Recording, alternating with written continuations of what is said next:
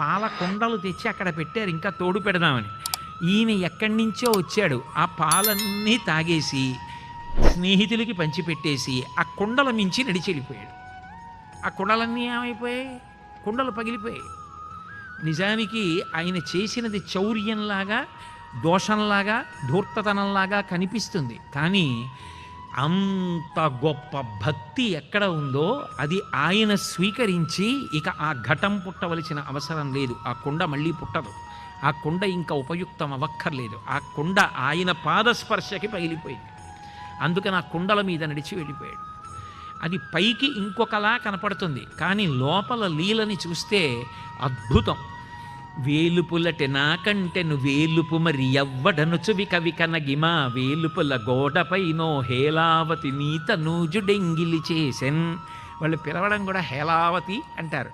ఇవన్నీ చెప్తున్నప్పుడు కృష్ణుడు ఎక్కడున్నాడు అంటే యశోద ఒళ్ళో కూర్చున్నాడు.